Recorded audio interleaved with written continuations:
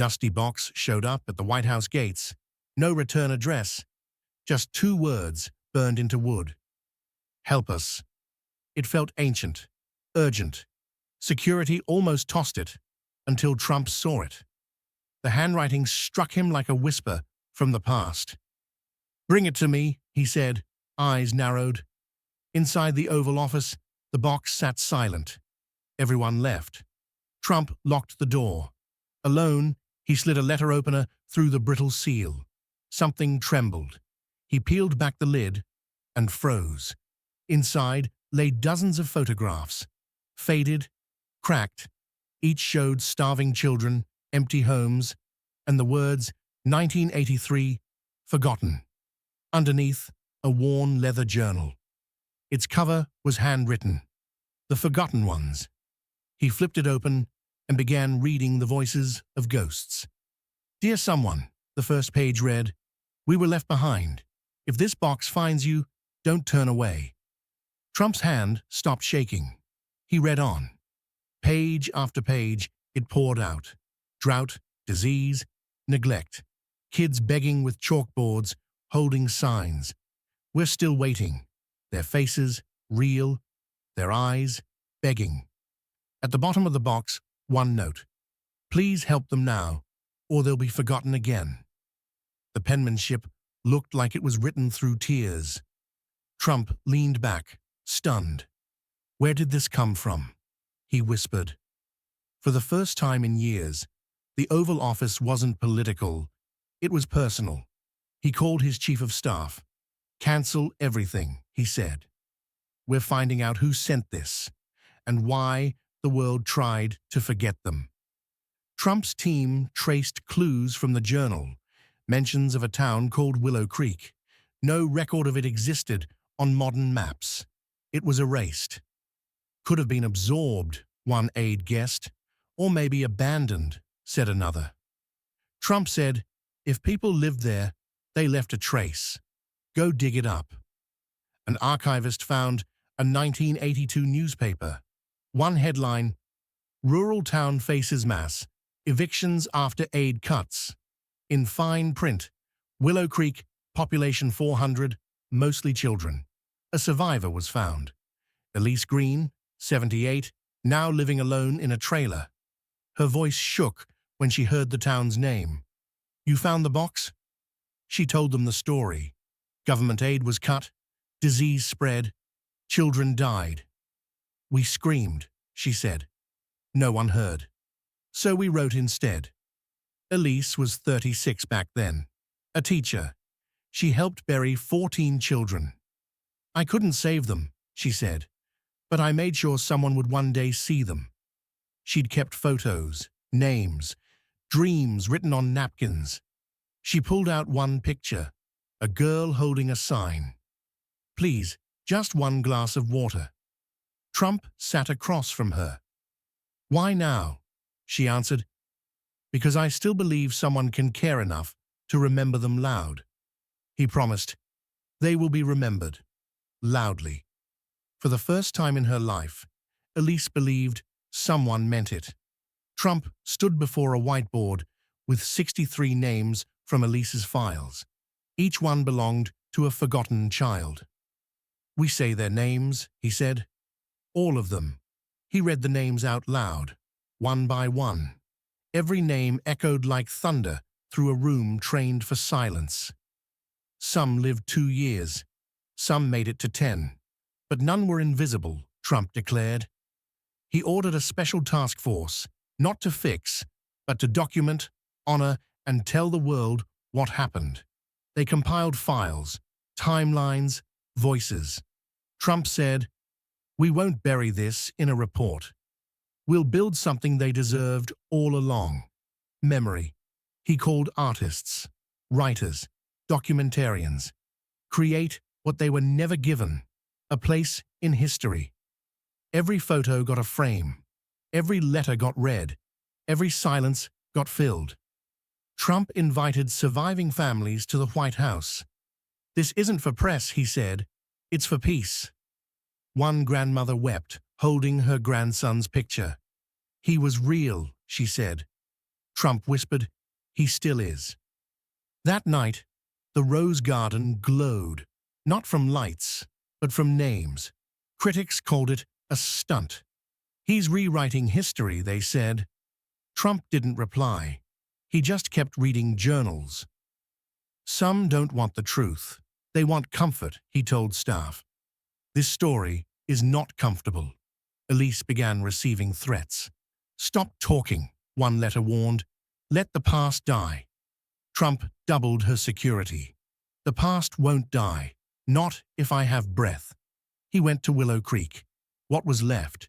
Just dirt, grass, and a cracked church bell half buried in mud. He stood in silence. No cameras, just reverence. Reporters followed. One asked, "Why come here?" He answered, "Because this is where they were lost, and I came to find them." He rang the bell once. Deep, hollow. It echoed across the hills like an apology. That clip went viral, not because it was loud, but because it was real. And for the first time, silence said everything. Trump commissioned a national monument, titled The Forgotten Ones, not bronze, not marble, wood, like the box. At the center, a hollow box, just like the one sent. Inside, light poured out from its open lid. Names were carved around the walls. Thousands. Not just Willow Creek. Other towns, too. Forgotten in the footnotes. Elise spoke at the opening. They were never ghosts. We just stopped looking. Trump stood behind her, silent, listening. Not as a president, but as a man humbled. He knelt and placed a child's drawing at the base. "Let this be louder than our pride," he whispered. The crowd fell silent.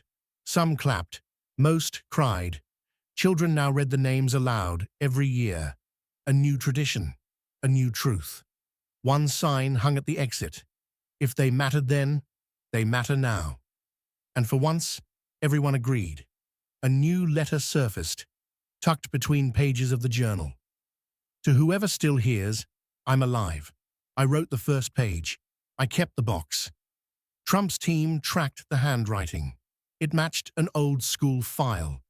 Daniel M., age 12, last seen 1983. No death certificate, no follow-up. "Find him," Trump said. "If he's out there, he deserves to know we finally listened." After weeks of searching, they found a Daniel Martinez, age 52, homeless, in Nevada, silent, distant, but alive. Trump flew out, privately, sat beside him on a park bench. "I got your box," he said. Daniel cried, quietly. "I didn't think it would work. I just couldn't bury them without trying one more time." Trump handed him a picture, the monument, the box reborn. "You didn't just try. You won," Daniel whispered. "I never wanted fame. Just for them to be seen." Trump replied, "They are, because of you." They hugged, not as rich and poor, just survivor and witness. And for the first time, Daniel stood up straighter than the statues around him. Daniel gave Trump the rest of the journal. "There's more. I never sent these." He handed over worn pages, yellowed and trembling with stories. "This page," he said, "is from my best friend. He didn't make it, but he told me, write, even if they don't listen." Trump read every page on Air Force One, alone, not as president, but as a man haunted by new clarity. The pages were filled with poetry, drawings, games played between hunger. "We made fun out of pain," one entry said. Another, "I had a sister. Her last word was mommy.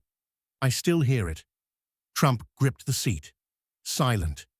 At the bottom of the final page, "This is our world. Please don't make it yours." He landed with a new mission. To make their forgotten stories required reading in every school. The Department of Education created a national week of remembrance. One name per morning, one face, one life. Classrooms changed, students cried, teachers stood still. The past had finally found a microphone, and Daniel's journal became a curriculum of compassion. The backlash hit hard. Propaganda, they called it, rewriting history to look good. Trump didn't respond. He let the stories speak. One network aired a debate. "Why now?" they asked. Elise answered calmly, "Because late is still better than never." Families rallied. "We don't care who tells the truth, as long as it's finally told." Protesters lined up at the monument. "Shame revival," one sign read, but across the line, a child held a countersign. "I'm here because they weren't." Trump addressed the nation. "This isn't about politics, it's about presence, and I won't apologize for listening too late." Critics fell quiet, not from defeat, but from the weight of undeniable humanity. Elise appeared on morning shows. "We're not asking for statues, just for silence to be broken." The noise died down. Compassion outlasted controversy. One paper wrote, "This may be the only bipartisan silence America needed." And in that silence, the names spoke louder than ever. 1 year later, at the monument, Trump stood beside Daniel. The crowd held candles, each child's name lit by one flame. Elise read the first name. Anna, age 6. The crowd whispered, "We remember." A boy stepped up. Liam, age 3. His voice cracked. His mother held him. Trump read the last name. Elijah, age 12. He wanted to be a firefighter. He paused. He became a spark instead. The ceremony became tradition. Not funded, not branded, just felt. Schools streamed it. Churches echoed it. Entire towns paused. Willow Creek, once erased, was now remembered in 50 states. Trump said nothing after the reading. He simply placed a flower at the box and walked away. The camera didn't follow. The crowd didn't cheer. Just stillness, thick as scripture. And somehow, every name felt alive again. Daniel passed the original box to a child in D.C. "It's yours now. Keep it alive." The child asked, "What do I do with it?" Daniel smiled. "You tell people to see." The box began traveling, school to school, 1 week per town, one story per hallway. Children drew their own dreams, placed them inside. Not because they were dying, but because they were finally heard. A girl placed a note. "I see you, Anna." Another, "Your dream is my mission." The box grew heavy, not with dust, but with dreams reignited. Trump received a letter.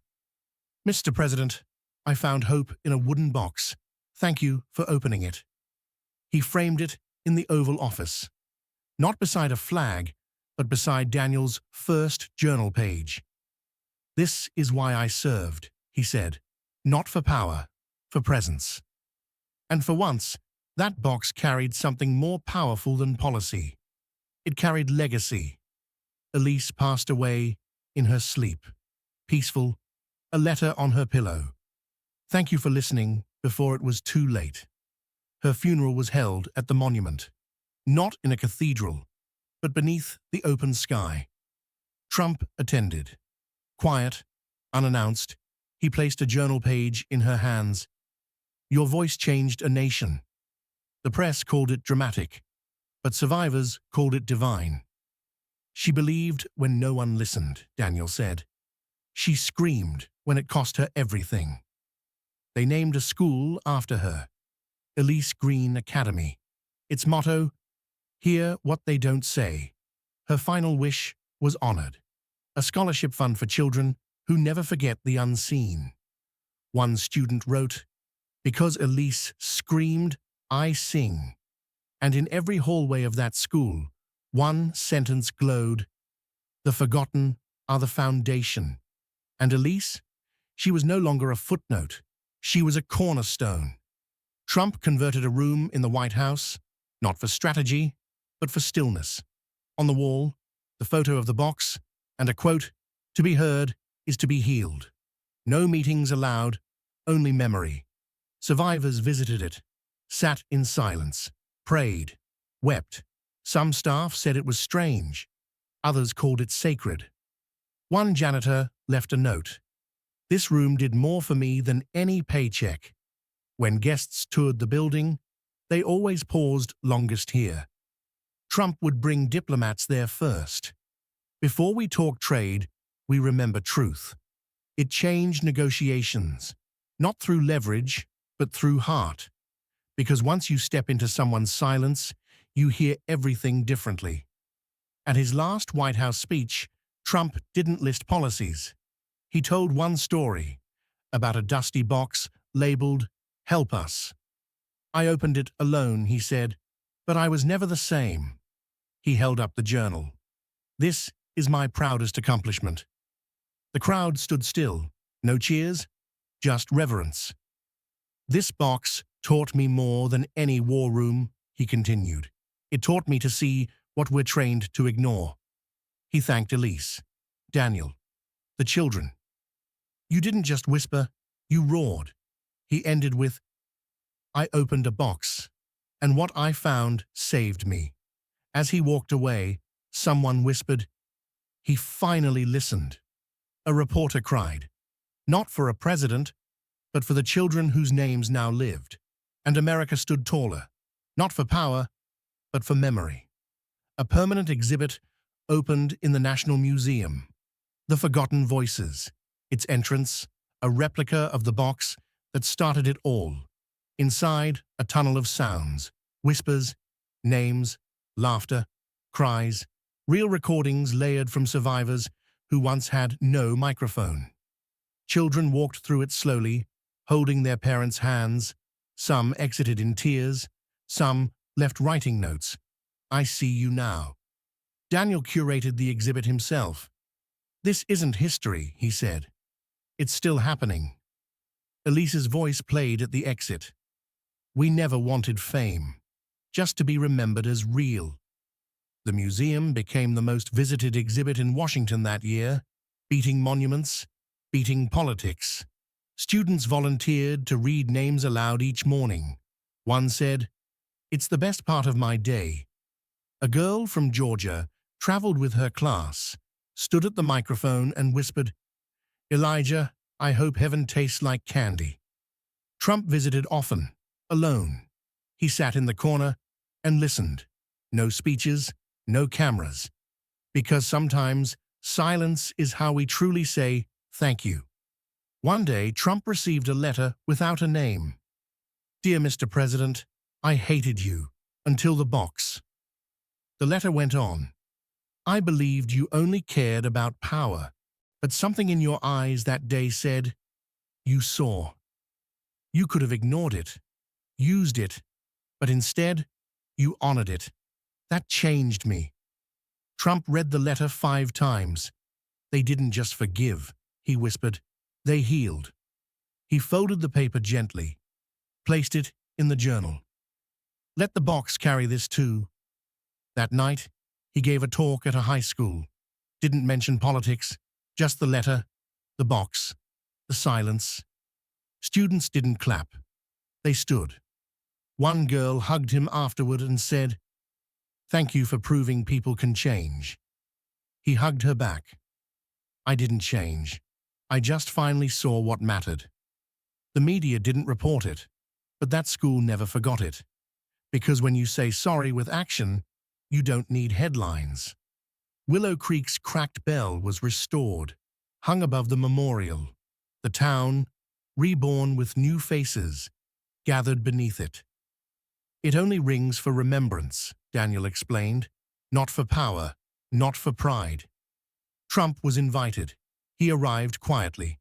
Elise's daughter rang the bell once, loud, pure. The town stood in silence, a silence that said, "We made it." One elder whispered, "We buried hope here, but you dug it back up." The children released paper lanterns. Each carried a name. One soared so high, it disappeared into the clouds. Trump watched, tears forming. "They finally rose," he said. They were supposed to. He walked alone to the bell, placed a hand on it, and said, "Thank you for waiting." A reporter asked, "What's this moment to you?" He replied, "The only kind that matters." And the bell rang again, one more time, for the ones we now refuse to forget. Trump addressed the UN, not with policy, but with poetry. I opened a box labeled "Help Us," and what I found humbled me more than any title ever could. He told the story: Elise, Daniel, the children. Faces projected behind him, not flags. "We forget because it's easy," he said. "We remember because it's right." Some delegates wept. Some stood. A few left. But most listened longer than usual. If the world sees the small, we rise. If we ignore them, we fall. He ended, "I wasn't elected to fix everything, but I can promise I will never forget again." The speech echoed across nations. Schools played it. Mothers reposted it. A foreign leader wrote, "We have our own box. You've inspired us to open it." And so, the ripples spread. From one box to every heart brave enough to remember. Years later, the original box, splintered, stained, was placed inside a glass vault at the museum. Daniel said, "It's not closed because it's forgotten. It's closed because it finished its mission." People lined up for hours to say goodbye. Some placed flowers, others left names. Trump returned, stood silently, then whispered, "Thank you for waking me up." He traced the letters, "Help Us," with his finger, slower than ever. "You helped me," he said, "more than I ever helped you." The museum dimmed the lights that night, left only a single beam shining through the glass. One child whispered to his dad, "That light looks like hope." His dad nodded, "Because it is." And the box, once a cry, had become a candle, a flame that refused to go out. Trump's final years were quiet. No rallies, no speeches, just visits to the names he carried. One morning, he left a note on the monument. "I saw you. I remember you. I thank you." The news covered his passing. But it wasn't the headlines that mattered. It was the box, the names, the silence he finally listened to. At his funeral, Daniel spoke. He wasn't perfect, but he listened. That's what made him good. Children placed drawings at his grave. Boxes, names, stars. A new president vowed to keep the week of remembrance alive. Elise's great-granddaughter rang the bell one more time. A nation stood, not for power, but for peace. And in the quiet that followed, a single truth echoed: when we truly listen, the forgotten finally shine. What do you think about the story of the forgotten ones? Share your thoughts in the comments below. If this story touched your heart, please subscribe to the channel, like this video, and share it with others to spread their memory far and wide.